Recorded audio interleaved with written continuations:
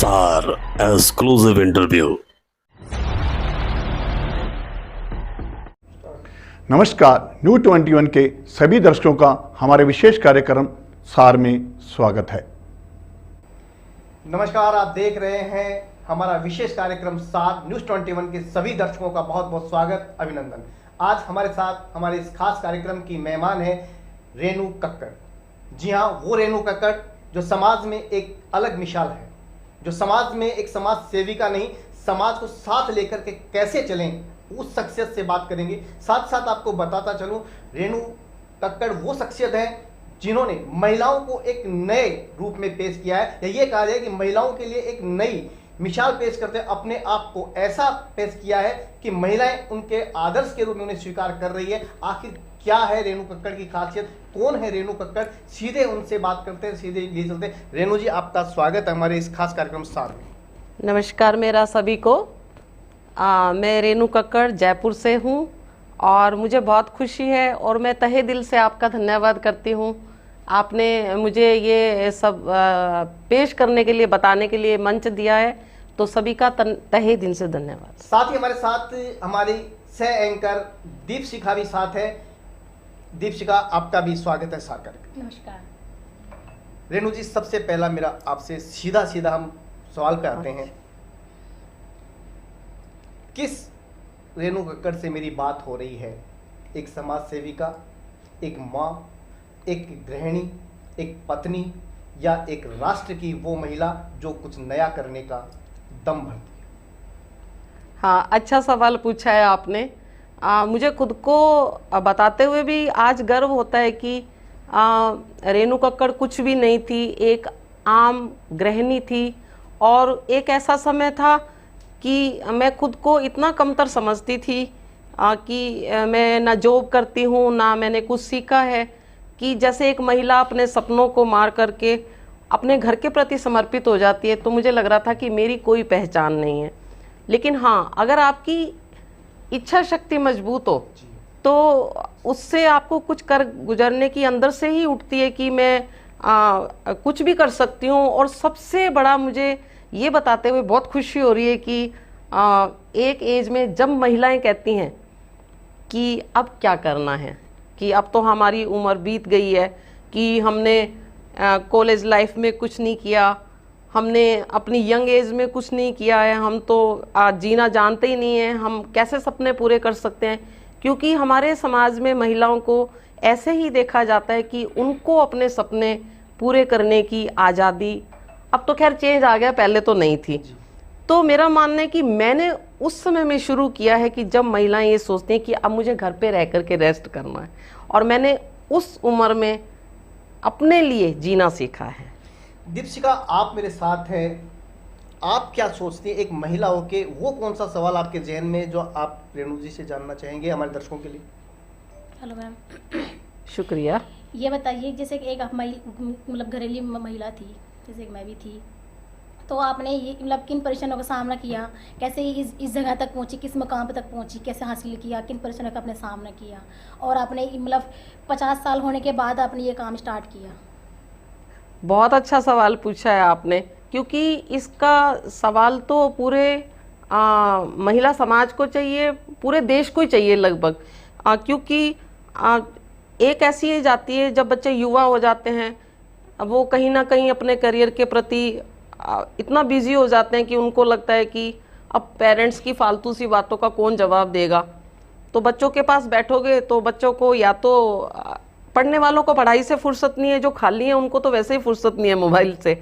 तो और जो हस्बैंड है, चाहे वो जॉब में है और चाहे बिजनेस करते हैं, उनको आजकल के टाइम में देखते हुए पैसे की भागदौड़ में इतना स्ट्रेस है कि वो भी समय नहीं दे पाते। तो महिलाएं क्या है, गृहस्थी में रहते हुए अपना अटेंशन खिंचवाने के लिए वो क्या करती हैं, ज़्यादातर बीमारी की बातें करती हैं।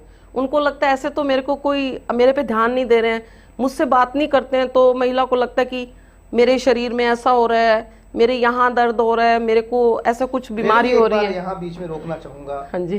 कहते हैं कि महिला का दुश्मन खुद महिला होती है। बिल्कुल सही कहा आपने। समाज में माने, परिवार में माने, देश में माने, किसी भी कल्चर में बात कर लें, बिल्कुल सही है। अगर महिलाएं प्रताड़ित होती है, आज समाज में पुरुष का नाम भले ही आता हो, लेकिन कहीं ना कहीं महिलाएं घर में बड़ी बहन के रूप में, बिल्कुल सही है। देवरानी जेठानी के रूप में, हाँ। सास बहू के रूप में, बिल्कुल या सही फिर है। पड़ोस में भी कोई झगड़ा होता है तो महिलाओं में ही सबसे पहले एक शुरुआत सी होती है। आखिर हाँ। क्यों? अब बिल्कुल सही एक सवाल महिला ही है। महिला की दुश्मन क्यों? कब महिलाएं आगे बढ़ेगी? बड़ी बड़ी बातें करते हैं, बड़े बड़े हाँ। मंच पे भाषण दिए जाते हैं, लेकिन फिर भी क्यों नहीं हम महिलाएं, आप लोग अंदर झांक के देखते हैं कि हम हमारे ही दुश्मन क्यों हैं?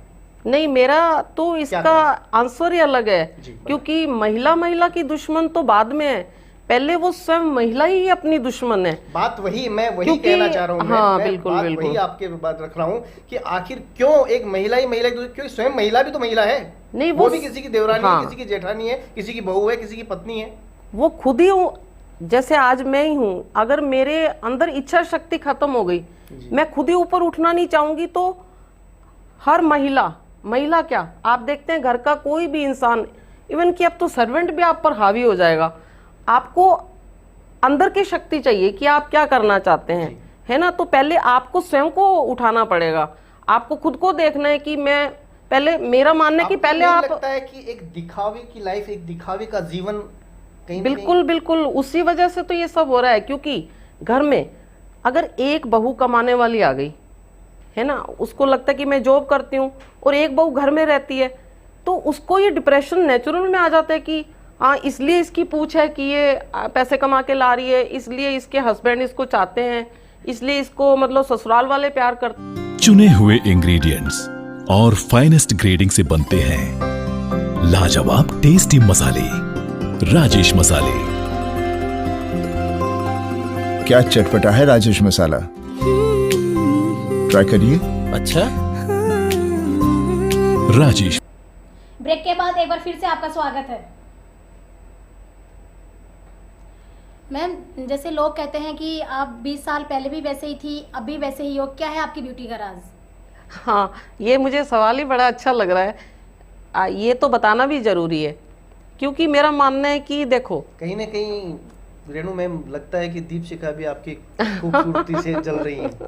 सही बात है। पता है क्या होता है, लोग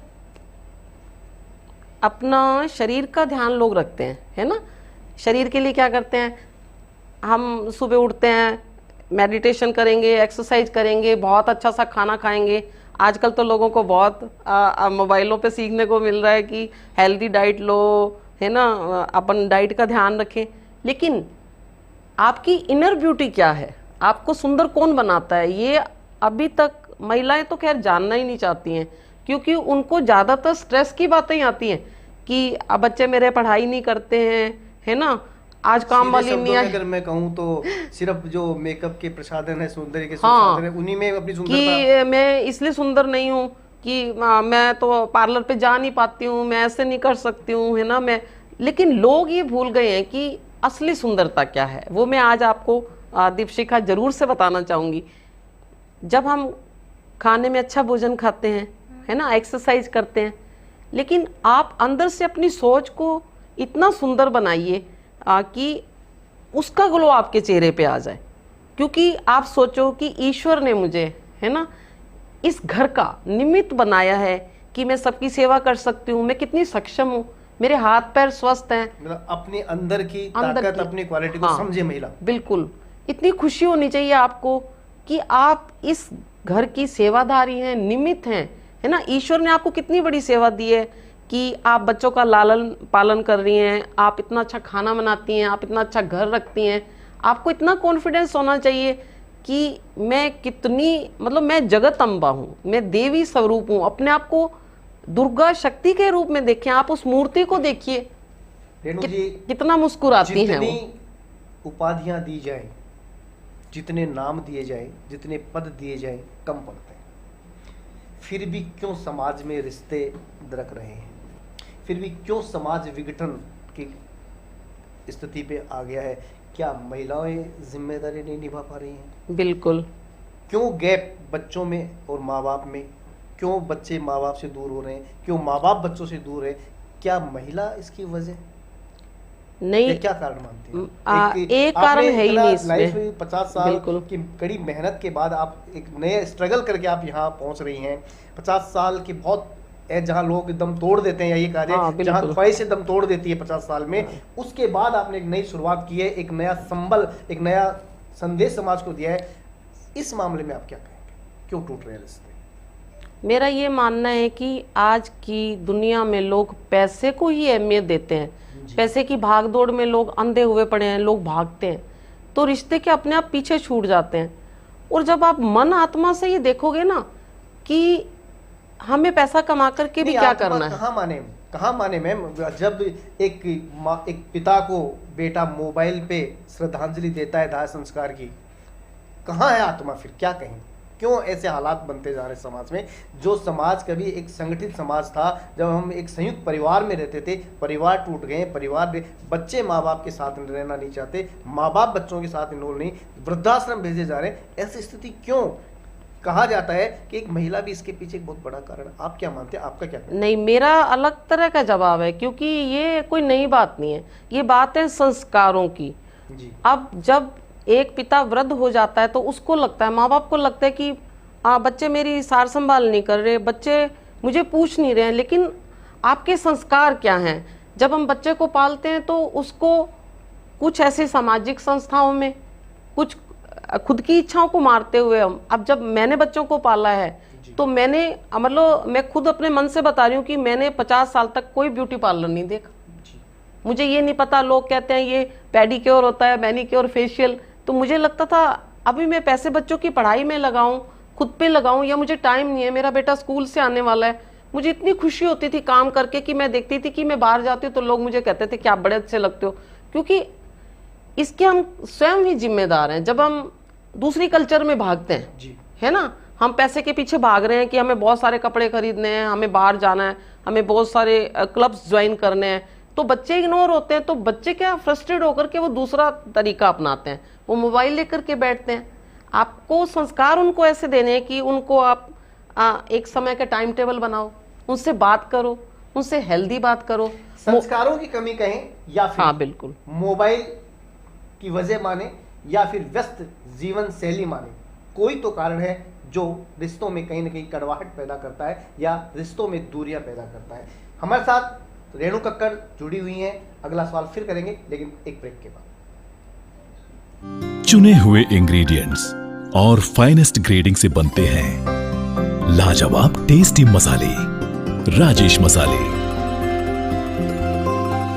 क्या चटपटा है राजेश मसाला, ट्राई करिए। अच्छा, राजेश। ब्रेक के बाद एक बार फिर से आप सभी का स्वागत है। रेणु कक्कड़ हमारे साथ जुड़ी हुई है, जो एक समाज सेविका है, एक विदुषी महिला है, एक नया कुछ कर गुजरने की क्षमता रखती है, एक स्ट्रगल लाइफ जी करके 50 साल बाद एक नई शुरुआत, एक नया मैसेज समाज को दिया है। हमारे साथ जुड़ी है दीपशिका। अगला क्वेश्चन आपका। मैम, आप जैसे महिलाओं के जीवन में बहुत से तूफान आते हैं, तो आपके भी जीवन में बहुत से तूफान आए होंगे, आपने अपना वो कैसे उसे इस्तेमाल रखा उस चीज़ के लिए? हाँ, ये बिल्कुल बहुत अच्छा सवाल है आपका कि हर महिला के जीवन में बहुत सारी परिस्थितियां आती हैं। मैं एक और इसमें थोड़ा ऐड करना चाहूँगा इस हाँ जी। सवाल में। कई तूफान आते हैं, महिलाएं बहुत कुछ बर्दाश्त करती हैं, बिल्कुल, लेकिन एक लिमिट ऐसी होती है कि बर्दाश्त के बाद महिला ये सोचती है कि वो अपने आप को टूट से जाती है, अपने आप को ऐसे महसूस करती है। उस समय महिलाएं क्या करें, वो भी बताएं। बहुत अच्छा सवाल है आपका। कोई महिला या कोई व्यक्ति ऐसा नहीं है कि जिसके जीवन में उतार चढ़ाव नहीं आते हों। ये तो परिस्थितियां हैं, और समाज में हम परिवार में रहते हैं, तो उसमें हमको क्या करना है कि उस समय स्वयं को स्टेबल रखना है। अब इससे बड़ी परिस्थिति क्या होगी, जब कोरोना काल में हम लोग इतना अपने आप को स्टेबल कर पाए, तो उसमें भी मैंने लोग जब पूरी दुनिया भय से जी रही थी, तब मैंने उस समय भी मैंने सोचा कि कितना सुंदर समय हमें मिला है कि हमको बाहर नहीं जाना, हमको मेकअप नहीं करना, हमको कपड़े चेंज नहीं करने, तो अंदर रह के आप अपनी विशेषताओं को उभारें। आपके घर में जो कमियां हैं आप उनको धीरे धीरे सही करें। बच्चों के लिए आपको क्या करना है आप उस चीज़ को देखो, है ना। और उसमें क्या है, हर परिस्थिति में आप अपना फ़ायदा देखो कि हमें समय मिला है, उस समय का सदुपयोग करो। तो कोरोना में क्या हुआ, लोग जब इतने दुख से जी रहे थे तो मैं बड़ी शांत और खुश होकर जी रही थी कि मुझे समय मिला है। मैंने बहुत सारी बुक्स मतलब पढ़ी समय मिला अपने लिए, घर के अपने लिए, लिए, बच्चों घर के लिए, परिवार के बिल्कुल लिए। बहुत अच्छी बात है। जी। फिर मैंने क्या, मोबाइल, अब मोबाइल आप बच्चों को मना नहीं कर सकते, वो कहते हैं हम करें क्या, हमने स्कूल नहीं जाना, तो आप उनको मोबाइल का सदुपयोग करना सिखाएं, क्योंकि मोबाइल पे भी उस समय तो हमने, मोबाइल ने भी हमको बहुत सारा दिया। आप उनको अच्छी क्लासेस दिखाएं। और मैंने कोरोना काल में ऑनलाइन मेडिटेशन क्लासेस ज्वाइन कर ली, जो मेरे शौक आज तक अधूरे रह गए। मैंने ऑनलाइन एक्सरसाइज करी है ना। मेडिटेशन से क्या हुआ, हम इतने फ्रेंड्स बन गए कि हम 3 घंटे अंदर बैठे रहते। मतलब सीधे शब्दों में ये कहा जाए कि करना चाहे तो क्या नहीं किया जा क्या नहीं किया जा सकता। तो ये थी रेनू कक्कड़, जिन्होंने हमें बताया कि जीने का अंदाज बदलिए, जिंदगी अपने आप जी जाएगी। 2 लाइन चलते चलते रेनू जी पे कहना चाहूँगा कि दहकती आग न देखी होगी आपने, मैंने अंगारों पे बर्फ जमी देखी है। दहकती आग न देखी होगी आपने, मैंने अंगारों पे बर्फ जमी देखी है, न देखी